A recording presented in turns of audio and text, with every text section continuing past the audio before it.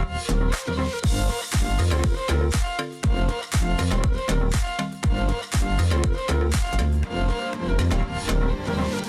Friends, வணக்கம், வாழ்க வளமுடன். Welcome to Agampuram 360. இன்னைக்கு இந்த வீடியோவில் ரொம்பவே ஹெல்தியான டேஸ்டியான சிறுதானிய வெஜிடபிள் பொங்கல் பற்றி தான் இன்றைக்கி நம்ம இந்த வீடியோவில் பார்க்க போகிறோம்.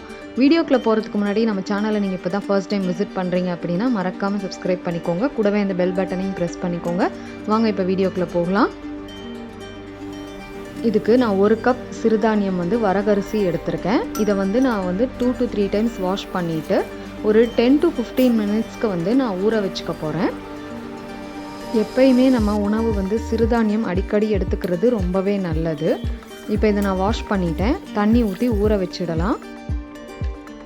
இப்போ ஒரு பேனில் 1 கப் அரிசிக்கு 1/4 கப் அளவுக்கு பாசிப்பயிறு லைட்டாக வறுத்துக்கலாம். பச்சை வாசனை போகிறதுக்காக தான்.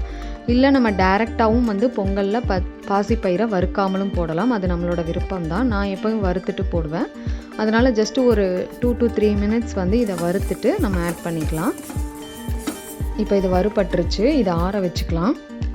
அதோட நமக்கு தேவையான வெஜிடபிள்ஸ் நம்மளோட விருப்பம் தான். கேரட், பீன்ஸு, உருளைக்கிழங்கு, பட்டாணி, நம்ம என்ன வெஜிடபிள்ஸ் வேணுமோ இதோட நம்ம ஆட் பண்ணிக்கலாம். நான் இன்றைக்கி கேரட், பீன்ஸ், உருளைக்கிழங்கு 3 நான் ஆட் பண்ணியிருக்கேன். இப்போ ப்ரெஷர் பேனில் ஒரு 2 டீஸ்பூன் நெய் ஊற்றிக்கலாம். நெய் ஹீட் ஆனதும் ஒரு 1/4 டீஸ்பூன் சீரகம் போட்டுக்கலாம். போட்டுட்டு அதை நல்லா வறுத்துக்கலாம். வறுபட்டதுக்கு அப்புறமா நம்ம கட் பண்ணி வச்சுருக்கிற வெஜிடபிள்ஸ் எல்லாத்தையும் ஆட் பண்ணிக்கலாம். அதாவது கேரட், பீன்ஸ் எல்லாமே நான் ஈக்குவலாக ஒரு கப் எடுத்திருக்கேன். இது எல்லாத்தையும் நம்ம ஒன்றா ஆட் பண்ணிக்கலாம். ஆட் பண்ணிவிட்டு நல்லா வறுத்துக்கலாம்.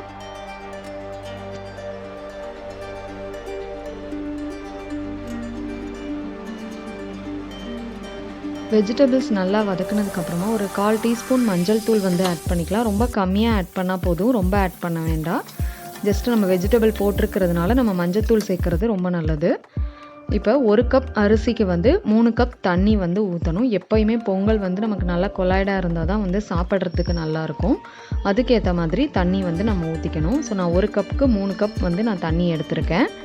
இந்த தண்ணி லைட்டாக ஒரு கொதி வந்ததும் நம்ம இப்போ அரிசியை போட்டுடலாம். தண்ணியிலே தேவையான அளவு உப்பையும் நம்ம ஆட் பண்ணிடலாம். அப்போ தான் நல்லா மிக்ஸ் ஆகும். கொதி வந்துருச்சு. இப்போ ரைஸு, வறுத்து வச்ச பாசிப்பயிறு எல்லாத்தையும் நம்ம அதோட ஆட் பண்ணிடலாம். இது ரொம்ப ஈஸியாக செய்யக்கூடியது. காலையில் பிரேக்ஃபாஸ்ட்டுக்கு இது ரொம்பவே ஹெல்த்தியாக இருக்கும். இந்த ரெசிபி நார்மல் பொங்கல் சாப்பிட்றத விட இது ரொம்ப டேஸ்ட்டாகவும் இருக்கும், நல்லா ஹெல்த்தியாகவும் இருக்கும்.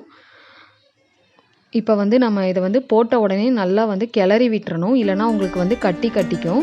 இப்போ போட்டு மூடி வச்சுட்டு நம்ம விசில் போட்டுடலாம். 3 விசில் வந்தால் போதும். நல்லா குக் ஆகிடும். உங்களுக்கு சிறுதானியம் சீக்கிரமே குக் ஆகிடும். நம்ம ஆல்ரெடி ஊற வேற வச்சுருக்கிறதுனால சீக்கிரம் நமக்கு விசில் வந்துடும். இப்போ நல்லா ஸ்ட்ரீம் வந்துட்டுருக்கு. இன்னும் ஒரு 5 மினிட்ஸ்க்குள்ளே நமக்கு விசில் வந்துடும்.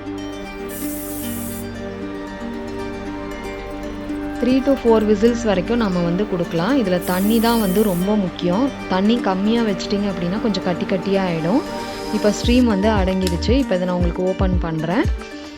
இப்போ பார்த்தீங்கன்னா தெரியும், நல்லா அரிசி, பருப்பு எல்லாமே நல்லா குக் ஆகிடுச்சு. இப்போ நல்லா இதை கிளறி விட்டுக்கலாம். இதோட நம்ம இப்போ தாளிக்கிறதுக்கு தேவையானதையும் ரெடி பண்ணிக்கலாம். இதோட வாசனையே ரொம்ப நல்லா இருக்குது. இப்போ தாளிக்கிறதுக்கு தேவையான அளவு நெய் எடுத்துக்கலாம். நெய் நீங்கள் எவ்வளோ சேர்க்குறீங்களோ அந்தளவுக்கு டேஸ்ட்டு நல்லாயிருக்கும். நான் ஒரு 2 டேபிள் ஸ்பூன் நெய் எடுத்திருக்கேன். இதில் ஒரே ஒரு பச்சை மிளகா நான் ஆட் பண்ணிக்க போகிறேன். பச்சை மிளகா ஆப்ஷனல் தான். நான் வாசனைக்காக தான் ஆட் பண்ணியிருக்கேன்.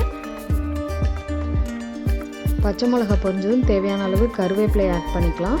இது நல்லா இதுவானவுடனே 1 டீஸ்பூன் மிளகு, 1 டீஸ்பூன் சீரகம், இது எல்லாத்தையும் நம்ம ஆட் பண்ணிக்கலாம்.